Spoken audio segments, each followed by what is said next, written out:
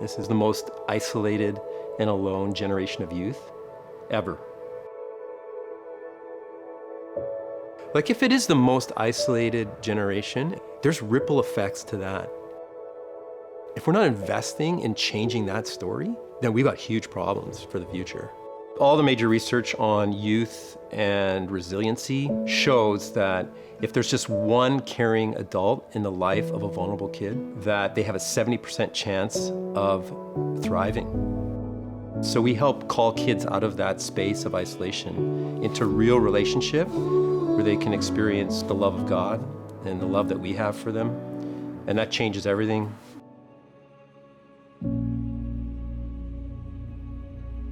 When I first met Arlene, I wasn't doing too great.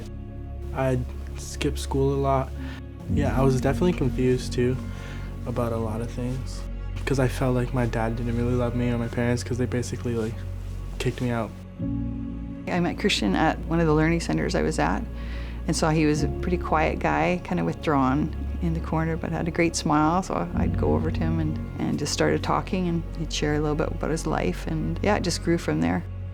I think it was a day at school, and he had come to me and he said, "I've lost everything." And I said, "What do you mean you've lost everything?"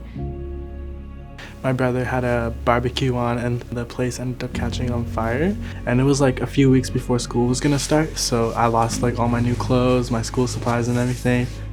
Just to see this young man go through so much out of his control, it devastated him. So I had said, well, let's go figure this out, you know. So I approached some different churches and people, and they said, well, here's some funds. So I said to him, okay, we've been gifted some money, let's go shopping. And he said, do you think that we could go to secondhand stores? Just whatever you want, this is a gift to you, let's go. Arlene is really helpful. She always wants to make sure like I'm always happy.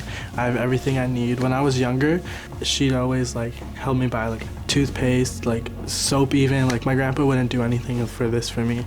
So she helped me through that, and then as I got older, I started to do that for myself. Yeah, she paved the way for that, I guess. He started to want more for himself, which was exciting to see. He changed schools from an alternate school to a secondary school and ended up on an honor roll. To see him land a job was amazing, and as his confidence grew, you could see him flourish and want to learn and want to do better. And it's nice to know that like she's always going to be there for me, like if I need someone to talk to, or like she actually listens to you and cares about what you have to say. We have conversations of, no, you can be the generation that changes. You can be the one that starts afresh, new. You don't have to go down the same path as your parents or your brothers and sisters or anybody. You are your own person. Let's see what that looks like. A lot of the kids don't have someone in their corner. They don't have someone to go after them. Sometimes they just need someone to take them by the hand to re-engage. It's amazing to be able to see young people experience freedom that they didn't have before. And to be able to offer that to them and see them like step into that and accept that. Eyes get brighter, you know, they begin to smile again.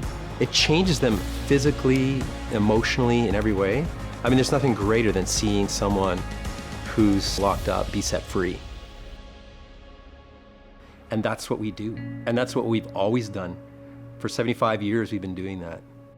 There's no greater investment, I think, than investing in our young people and being a part of the transformation of their lives. What could be better?